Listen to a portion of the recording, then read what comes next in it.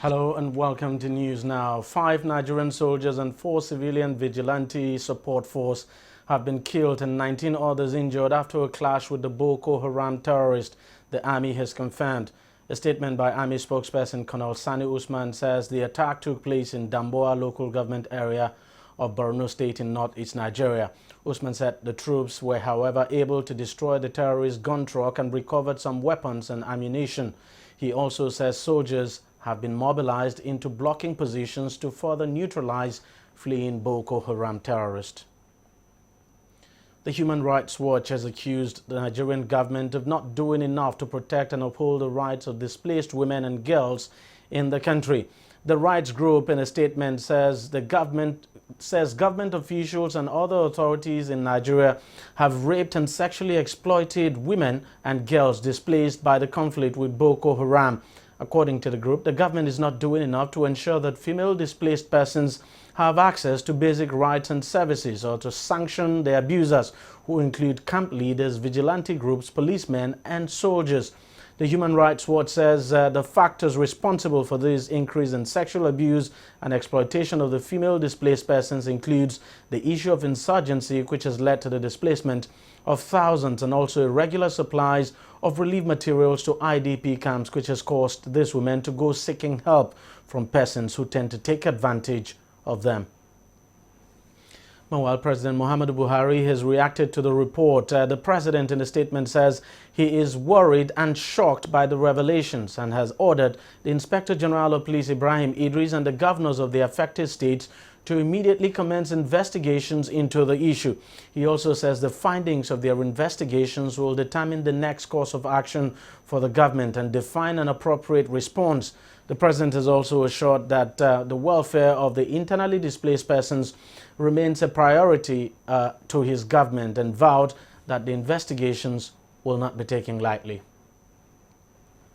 The Nigerian army says it has arrested 2 suspected terrorists in Borno State who supplied Boko Haram with drugs, logistics and fuel. A statement by army spokesperson Colonel Sani Usman named the drug supplier as Kadri Umate and the fuel supplier as Fantoma Lansani. Usman was arrested while trying Umate, was arrested while trying to cross into Sambisa forest, while Lansani was arrested by troops of the Joint Task Force while trying to relocate to Maiduguri. In a related development, the Nigerian army also says it has killed a suspected terrorist who attempted to attack an internally displaced persons camp in Maiduguri. In a statement, the army says the suspected suicide bomber was killed as he made his way to the fence of the IDP camp. A militant group, the Niger Delta Greenland Justice Mandate, says it has blown up a pipeline belonging to the Nigerian Petroleum Development Company (NPDC) in Delta State, southern Nigeria. In a statement through its spokesperson Aldo Agbalaja, the group said it blew up the pipeline on Saturday, October the 30th, 2016. According to the statement, the group says it will continue its destruction of oil pipelines in the region until the government engages its representatives in its peace dialogue. This is the 5th attack on an NPDC pipeline by the militant group, and it has been confirmed by the Nigerian army. Meanwhile, the Nigerian army says troops of Operation Delta Save in the Niger Delta region have averted another attack on an oil installation. A statement from the army says the troops foiled an attack on an NNPC oil installation in Delta State. The statement also warns that the army will continue to ensure the sanity of the region and assured residents of their safety. In a related development, the army also says it has arrested the leader of Bielsa Strike Force, a militant group in Cross River State. The army says another militant was killed in the raid on the group's hideout, while ammunition were also recovered from the militants. Nigerian communities affected by oil spill in the Niger Delta hub have threatened to block access to a pipeline unless state oil producer NNPC provides a cleanup and compensation within 1 week. A pipeline operated by NNPC that runs from Escravos to the Warri refinery has been leaking crude since it broke on August the 17th in Delta State, a group of communities said in a statement on Sunday. Traditional rulers of the so-called Baramatu Kingdom say they have given NNPC 7 days to clean up the impacted communities, provide relief materials and pay adequate and fair compensation to the communities and people. If the demands are not met in 7 days, the rulers say they will shut down the Escravos to Warri trunk line. NMPC is yet to comment on the situation. The governorship candidate of the All Progressives Congress in Ondo State, Rotimi Akeredolu, on Monday met with President Muhammadu Buhari at the State House in Abuja. Speaking to reporters after the meeting, Akeredolu, who was led by Plateau State Governor Simon Lalong, says he's confident of victory in the polls scheduled for November the 26th in Ondo State. He also boasted that even if the two factional candidates of the People's Democratic Party, Jimoh Ibrahim and Iyita Jegede, combined forces and contested against him, he would still emerge victorious at the poll. I can always tell you, people who know me, they know that I talk most times with some confidence. Let me assure you here that by the grace of God, we will win the election in Ondo State. I will have been happier facing both of them together if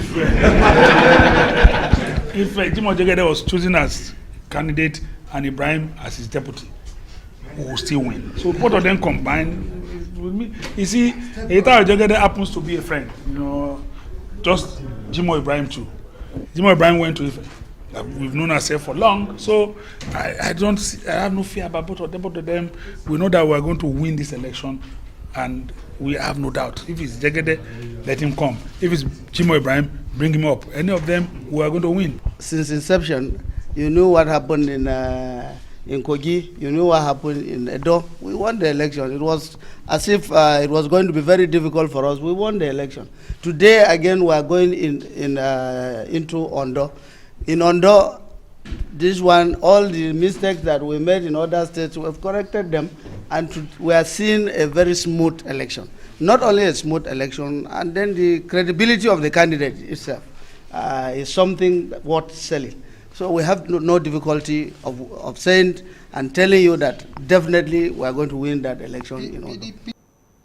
Nigeria's Minister of Solid Minerals Development, Kayode Fayemi, has assured that the government is working on a policy that will ensure transparency in the nation's extractive sector. Speaking to reporters in Abuja, Fayemi says a lack of transparency has practical implications for economic growth, physical security, and human development in Nigeria. He attributed the problematic recovery of stolen assets to the absence of relevant information occasioned by secrecy of the real sectors behind the transactions, the real actors. Well, what we owe Nigerians is to ensure that we give full information, comprehensive details about what is happening in the extractive industry. And this body, more than any other institution, has done that. And we've become the veritable tool in the hands of those who are really interested in moving from opacity to transparency. Whether you talk about the National Assembly, or you talk about the Office of the Auditor General, or you talk about just independent journalists seeking information on what is actually happening in the oil and gas and mining sectors, NEITI has become the resource. But that's what we're there for, to shine the light on opaque and deliberately hidden information about the extractive industry, particularly information in relation to revenues that are accruable to the country and to the companies operating here, so that they meet their obligations as corporate citizens of Nigeria. We want to develop a system that before you are allocated oil block or oil licenses and oil blocks or mining licenses, the full ownership structure are well known. Because it is very important in transparency so that the citizens will know who owns what. The current practice where ownership of oil mining and gas reserves are shrouded in secrecy is the bane of corruption. And because we don't know who owns what, accountability is very difficult. If you go to the registers of the profiles of some of the ownership structure as presently constituted, you see people using proxy names, but the real owners are not known. So the EITI, which Nigeria is a signatory, is on open disclosure of the method and processes of contract, how the contracts are awarded and awarded to who. It's also important to know who owns what. And then when you know who owns what, you are now very sure of who is paying what taxes in terms of royalty and rents. For Nigeria to move forward, corruption should be critically dealt with, especially in the judiciary. This was the conclusion reached at the just concluded 2016 Annual General Conference of the Committee for the Defense of Human Rights in Lagos. Participants also voiced their support for the government's anti-corruption stance and insisted on transparency in government. Correspondent Oluwaloju was there and filed this report. Lawyers, human rights activists and civil rights campaigners across Nigeria converged in Lagos on Monday. The event was the annual conference of Committee for the Defense of Human Rights, CDHR. And no other issue is of importance to this gathering than the corruption allegation that is rocking the Nigerian judiciary. With the theme, the concept of the rule of law and the notion of justice for the survival of Nigerian states, the gathering expressed great concern for the corruption in the Nigerian system that has now found its way into the judiciary. When they arrested the judges on the Friday night, are you aware? All the NBA presidents gathered in Lagos very horribly, and they addressed the press to say they are declaring emergency, whatever that means. How can you declare emergency because criminal suspects have been arrested? Now you know what we did? We met this man, National Democratic lawyer. They called their people around. We're in trouble. If we allow these senior lawyers to take control of this intervention in our country, we'll be in trouble. And so, progressive lawyers started intervening. In my own case, I told these people, I said, they are not defending the judges, they are defending themselves. And that the Nigerian Bar Association knows all corrupt lawyers and judges in Nigeria. Okay, now nobody has challenged you. You know what happened? By the time the junior lawyers were mobilized, they were now challenging the NBA. NBA had to make a U-turn, somersault, to say, judges, please go and sit down for now until you clear yourself. The law is that whoever is proceeded against by way of investigation can be arrested at any time of the day. Section 148 of the Administration of Criminal Justice Act 2015. The same Administration of Criminal Justice Act under Section 12, subsection 1 to 5 is to the effect that if there is any resistance in the course of that arrest, such a building or premises can be pulled down from the entering point. So that is the due process, that is the rule of law. At any rate, under Section 308 of the Constitution, which is the supreme law of the country, the judges, like any other Nigeria, is not immune from prosecution and investigation. A judge that subverts the course of justice and probably gives judgment to the wrong person deliberately upon the influence of corrupt tendencies can run an entire state or an entire country into turmoil. The chairman of the Socio-Economic Rights and Accountability Project, SERAP, and the chairman editorial board of the nation's newspaper, Sam Omacheye, both emphasize on the need to build a viable anti-corruption institution so as to sustain the war against corruption even after the present administration. We normally take the executive to be the government. It's not so. There are three arms of government: the legislature, the executive, and the judiciary. Wherever there is corruption, let the established bodies in charge of corruption matter take it all. EFCC is there, ICP is there, Nigerian police is there. It is because they delay in taking action. That is why we look towards Buhari. That should not be the case, because we should be building institutions not relying on the goodwill or the body language of an individual. Are you saying if Buhari dies today, are you saying the corruption war should die? But if we build this, let our institutions work as they should work, then we won't have any problem. We cannot say they have done well or they have done badly. We just want to know how they are going to end it. They have not started convicting everybody. They have not been ultimately transparent in letting us know all of the information. You've taken money from these people who don't know how much you have taken from them. They are going to borrow 29 billion. Okay, how much have you recovered? So the issue of corruption is still many-sided and it's still unclear.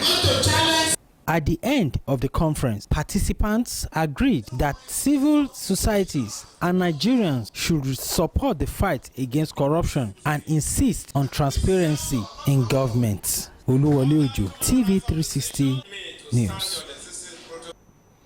The Conference of Nigerian Political Parties CNPP has advised President Muhammadu Buhari to withhold his assent to the amended Code of Conduct Bureau and Tribunal Act. The CNPP in a statement says the decision was taken after a careful study of the amendment and circumstances surrounding the controversial move. The party called on Nigerians and civil society groups in the country, including the Nigerian Labour Congress NLC and the Trade Union Congress TUC, to mount pressure on the president to withhold his assent to the said amendment. The Nigerian Senate had last week passed an amendment to the CCT-CCB Act, making it compulsory for the Bureau to ensure that anyone who violates the provisions stated in the Act would be given a fair hearing before any reference to the tribunal. The Navy Officers' Wives Association has taken the advocacy on breast cancer awareness to the Kuje Area Council in the Federal Capital Territory, Abuja. There, they enlightened residents on the early signs to watch out for and what to do if symptoms are noticed. The association also donated relief materials to the community. After a brief tour of the facility and presentation of materials, they took out time to enlighten women on early detection of breast cancer. The association says the awareness campaign is ongoing in different parts of the country. The national president of NOAA, that is Naval Officers' Wives Association, in her wisdom, felt that there is a need for NOAA to also partner with the whole world and Nigeria as a whole. We are aware October is the month of cancer awareness, especially breast cancer, and so she decided that instead of us just hearing this from outside, we should bring it into the barracks so that the women in the barracks will also have a very good feel of the awareness program, and to let people also know that there is a great killer in the house that is against women, and that is breast cancer. Some of them might be what we can modify. Some of them we can modify. That is one of the essence of this awareness. So that those ones we can modify, we'll modify them. That's like by lifestyle changes and all that. And those other ones we can modify, we can always check to see that we detect cancer early. Then we always talk, and I was talking about risk factors. And I said, majorly, one of the risk factors is that being a woman alone is a risk factor to breast cancer. And then I measured the case of aging that is more in the elderly. But you can have them in younger age group. You have as young as 15-year-old having breast cancer. That does not exclude the younger age group, but it is common in the older age group. So that is that. Then other causes might be what we call the genetic factors, the family history. That if you have a first-degree relative that has breast cancer, either breast, cervical cancer, or any of them, there's likelihood, and you have a very high chance of having cancer. That's if you have a first-degree relative. And that is why when doctors are asking you a question, your family and social history is very important. They want to elicit who amongst your family has had that kind of illness. When they're asking you a question, is for a reason, so that they will know how to start tackling that kind of people. Because if I have today somebody that has a first-degree relative of breast cancer, that person is a candidate for proper examination, yearly screening. You understand? You don't treat those people as the regular population that don't have that family history. Once there's a family history, you start screening early so that you'll be able to detect it in case they have it. The Economic and Financial Crimes Commission EFCC has rearraigned the former governor of Abia State, Orji Kalu, and two others on a 34-count amended charge bordering on fraud. Kalu, his company Slok Nigeria Limited, and his former Commissioner for Finance, Jones Udeogo, in the amended charge, are accused of diverting about 3.2 billion naira from the Abia State government's treasury during his tenure. This is the third time they have been arraigned by the EFCC. They had in 2008 been arraigned before Justice Adamu Bello, who is now retired, and were also arraigned before the Federal High Court in Abuja in September. The court in Lagos has adjourned trial to December 6, 2016.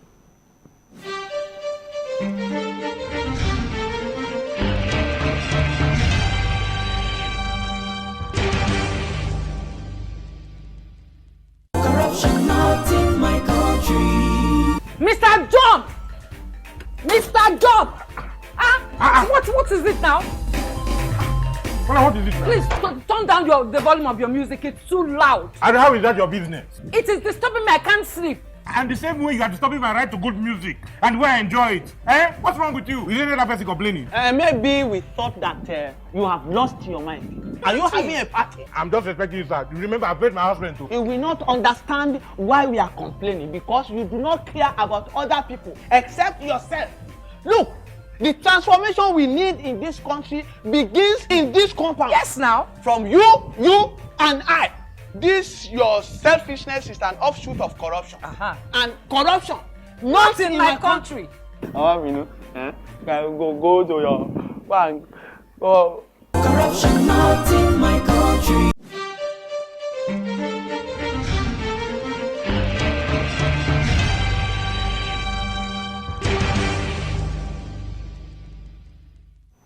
Welcome back. Oil prices extended declines on Monday after non-OPEC producers made no specific commitment to join OPEC in limiting oil output levels to proper prices, suggesting they wanted the oil-producing group to solve its differences first.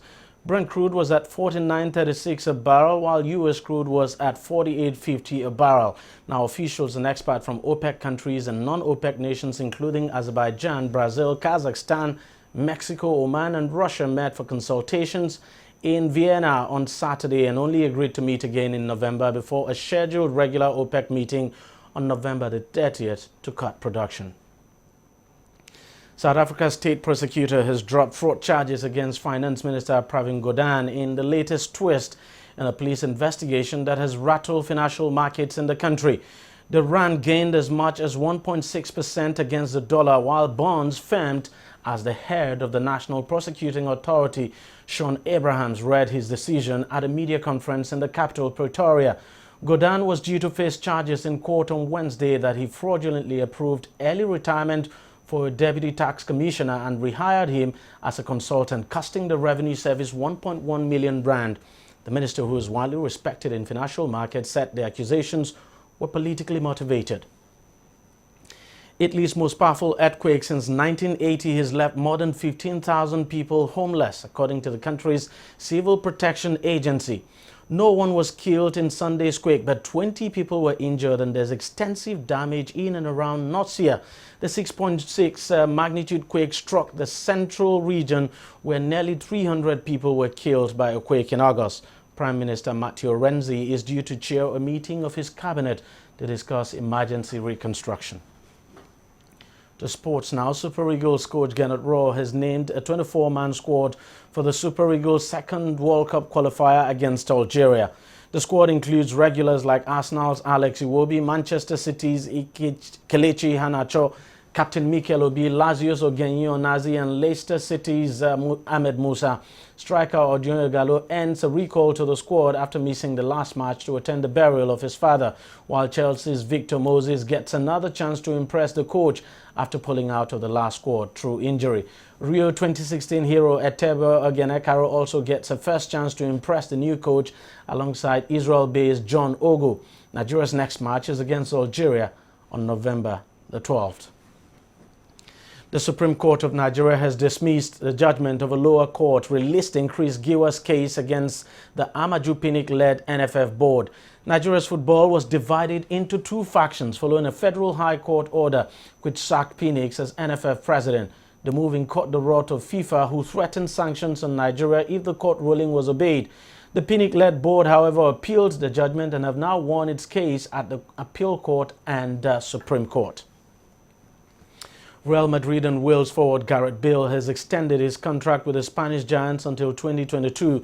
The 27-year-old arrived at the Bernabeu from Premier League side Tottenham Hotspur on a 6-year deal in 2013 for a then world record fee of £85 million. He has helped Real Madrid win 5 trophies in the past 3 seasons, including the Champions League twice, and scored 62 goals in 135 appearances. Good guy, I must say. Well, that's it in news now. Thank you very much for watching. Continue to stay tuned to TV360.